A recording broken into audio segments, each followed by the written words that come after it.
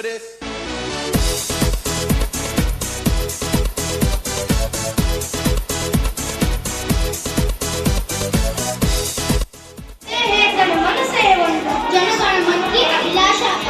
अभिनंदन अपनी संस्कृति का, आराधन अपनी भाषा का।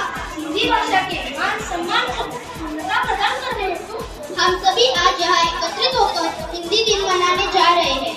तो इस अवसर पर आप सभी को हिंदी दिन की बहुत बहुत शुभकामनाएं।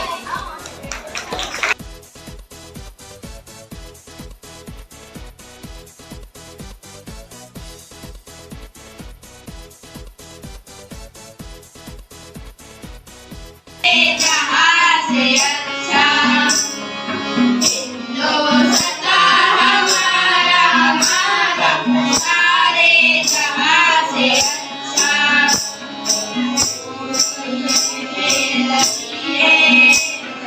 जिंदगी हजारों नदियाँ लगती है, जिंदगी हजारों नदियाँ उलझन है जिसके दम से, उलझन है जिसके दम से, रश्के जीना हमारा हमारा, सारे जहाँ से अच्छा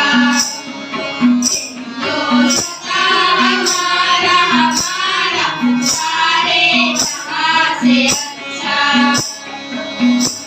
नहीं सिखाना, आपस में मेरे रखना, नहीं सिखाना, आपस में मेरे रखना। हिंदी है हम, हिंदी है हम, हिंदी है हम, वतन है हिंदुस्तान हमारा हमारा, सारे जहाँ से अच्छा हिंदुस्तान हमारा हमारा।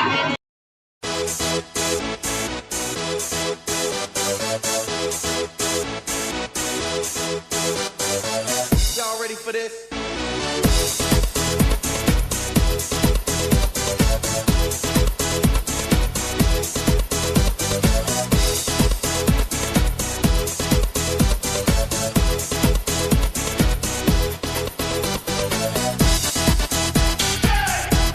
हाथ लगा बंदर के एक दिन टूटा फूटा आला, झट बंदर ने पेड़ के नीचे कुर्सी मेज लड़ाला।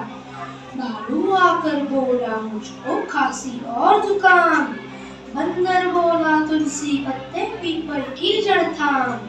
पानी में तुम इन्हें उबालो सुबह शाम को लेना, खांसी जब छूमंतर होए फीस तभी तुम देना। बिल्ली बोली मुझको आया 104 बुखार, मैं शिकार पर कैसे जाऊं जल्दी इसे उतार। बंदर बोला रस गिलोय का 3 बार तुम पीना, कल से ही तुम डांस करोगी टीना मीना टीना। तभी लोमड़ी आकर बोली जितना सुंदर मुझे बनाओ, मैं ही दिखूं सबसे सुंदर ऐसी बूढ़ी डाओ। बंदर बोला घी को और तुम दोनों समय लगाओ, चमकेगा कुंदन सा चेहरा फीस मुझे दे जाओ।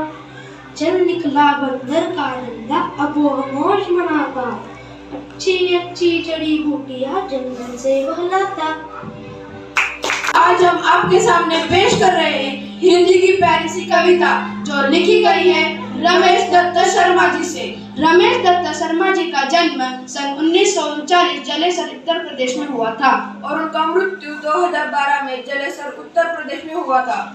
शर्मा जी एक बड़े अच्छे और मशहूर कवि थे। उन्होंने 50 वर्षों तक कई सारे कविता लिखी है और अभी हम आपको सुनाने जा रहे हैं हिंदी की प्यारी सी कविता जिसका नाम है जरा प्यार से बोलना सीख लीजिए। वाणी में शहर बोलना सीख लीजिए, जरा प्यार से बोलना सीख लीजिए। चुप रहने के यारों बड़े फायदे हैं, जुबान वक्त पर खोलना सीख लीजिए। कुछ कहने से पहले जरा सोचिए, खुद को ख्यालों को तोलना सीख लीजिए। तू तड़ाक हो या फिर वो तू में, अपने आप को टोकना सीख लीजिए। पटाखे की तरह फटने से पहले रोशनी के रंग घोलना सीख लीजिए। कटु वचन तो सदा बोते हैं काटे, मीठी बोली के गुण रोकना सीख लीजिए। बात पे बात कोई चूटने लगे तो बदलकर उसे मोड़ना सीख लीजिए। ये किसने कहा, होठ सीख कर बैठो, जरूरत पे मुंह खोलना सीख लीजिए, जरा प्यार से बोलना सीख लीजिए। शुक्रिया।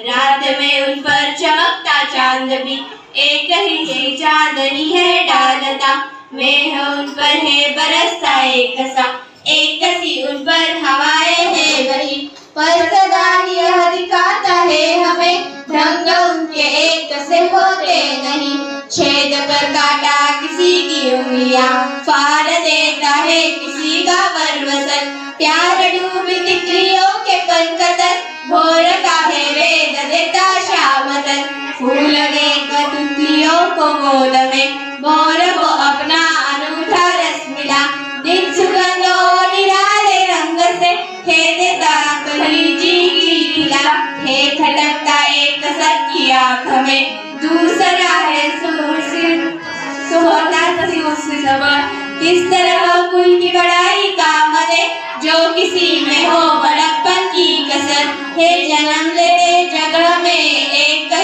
एक ही पौधा उन्हें है पालता। शुक्रिया। कविता सादर करने के लिए आ रही है कक्षा छठी की छात्रा ज्ञानेश्वरी पाटिल। दिवस।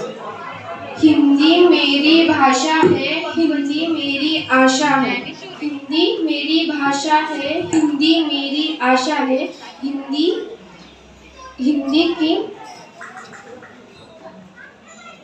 हिंदी का स्तन करना यही मेरी जिज्ञासा है। हिंदी की बोली अनमोली एक शब्द के कई विलोमी, हिंदी की बोली अनमोली एक शब्द के कई विलोमी, हिंद हिंद हिमालय पर शोभी, हर्ष को बोल की सो।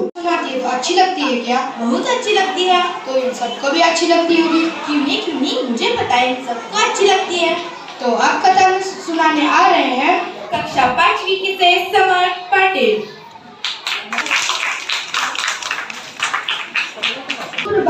मेरा नाम समर संदीप पाटिल है।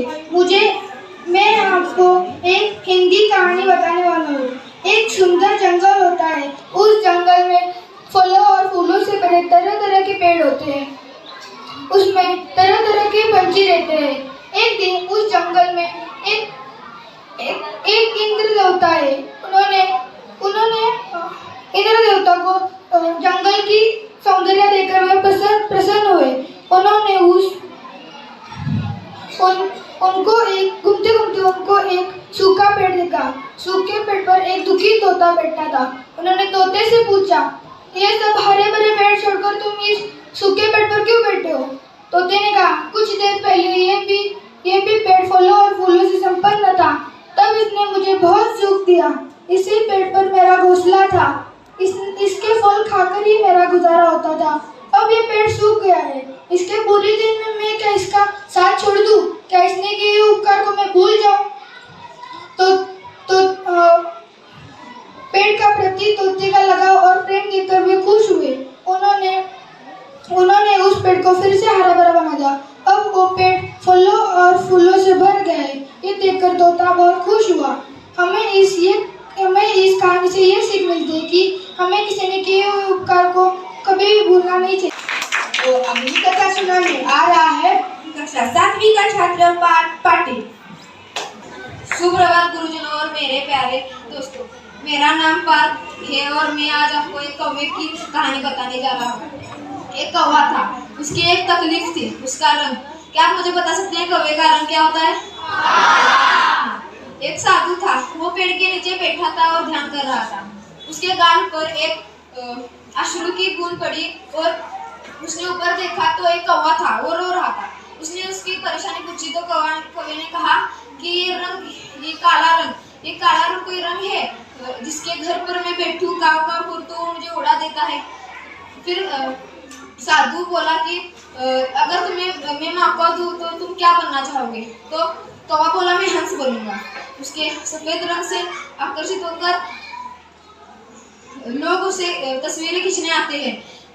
फिर साधु बोला कि एक शर्त है, तुम जाकर पहले हंस से कुछ कराओ, क्या वो खुशी उसके जिंदगी में फिर कौवा उड़ते उड़ते जाकर हंस के पास पहुंचा और उसे पूछा, अरे हंस भाई, क्या तुम कितने खुश रहते होंगे? लोग तुम्हें फोटो खींचते तुम्हारी पानी में पैडल मारते हो, लगता ही नहीं कि चल रहे हो। फिर हंस बोला कि कौन बोला तुझे? मैं खुश नहीं, बिल्कुल भी नहीं। एक सफेद रंग, मरने के बाद वाला रंग। और लोग जब तस्वीरें खींचते हैं पता ही नहीं चलता कि पानी की खींच रहे या मेरी खींच रहे। मुझे ये जिंदगी नहीं पसंद। फिर दोनों उड़कर साधु महाराज के पास पहुंचते हैं और फिर से उसको विनती करते हैं कि साधु महाराज हमें फिर से मौका दीजिए। फिर साधु महाराज बोला, ठीक है, दे देता हूँ। फिर वो बोले, हमें तोता बना दीजिए। फिर साधु महाराज कहते कि वही शर्त है। फिर पहले तोते से कुछ करा। फिर एक जंगल में तोतों का पेड़ था। वो दोनों वहां पर गए, पेड़ के 4-5 चक्कर लगाए, तभी उनको जाकर एक तोता मिल गया। फिर बोला, अरे तोते, तू क्या मस्त जिंदगी जीता होगा। अरे मिट्टू मियां, तू क्या मस्त जिंदगी जीता होगा। लोग तुझे पालते हैं, मिट्टू मियां कहलाते हैं, बिस्किट बादाम तक खिला देते, क्या मस्त जिंदगी है रे तुम्हारी। फिर तोता बोला, कौन बोला तुम्हें? ये हरा रंग, ये कोई रंग है? झाड़ियों में मिल जाता हूँ। अरे तुम्हें ही देखो, तुम्हें ही मुझे ढूंढने में 4-5 चक्कर लगाने पड़े, ये कोई रंग है? फिर से तीनों उड़कर साधु महाराज के पास पहुंचे और साधु महाराज से फिर से विनती की। फिर साधु ने क्या, ये आखिरी मौका, तुम क्या बनना चाहोगे? फिर वो उन्होंने कहा कि हम मोर बनेंगे। फिर वो उड़ते उड़ते गए मोर के पास और कहा, अरे मोर भाई, तुम तो राष्ट्रीय पंछी हो, बहुत खुश रहते होगे। फिर मोर ने कहा, मैं खुश नहीं रहता। क्यों? फिर कौवा बोला कि तुम्हारी तो लोग तस्वीरें खींचते हैं, तुम्हारे नाच देखने के लिए लोग बहुत दूर से आते हैं, फिर तुम क्यों खुश नहीं हो? तो उन्होंने कहा कि लोग आते तो हैं, लेकिन उन्होंने मेरे परिवार को मार डाला, उनके जिस्म से हर एक पंख निचोड़ डाला और देश में बेल डाला। ये कोई जिंदगी है जिसमें मरना हो? फिर कौवे ने पूछा कि तुम्हारे हिसाब से उसकी जिंदगी बेहतर होगी। फिर मोर बोला कि तुम्हारी। कौवा बोला, वो कैसे? मोर बोला, तुमने मटन बिरयानी सुनी? वो बोला हाँ। चिकन बिरयानी सुनी? बोला हाँ। कौवा बिरयानी सुनी? बोला नहीं। उसने कहा, तुझे किसकी तकलीफ है? वो बोला नहीं। किसको तेरी तकलीफ है? बोला नहीं। तुझे मरने का डर है? बोला नहीं। तो ये बेहतर हुई ना जिंदगी? हमें तो अगले घंटे का पता नहीं, तुम्हारी जिंदगी बेहतर है। तो कौवे को समझ आया कि उसकी जो वो चाहता था वो उसके खुद में है। क्या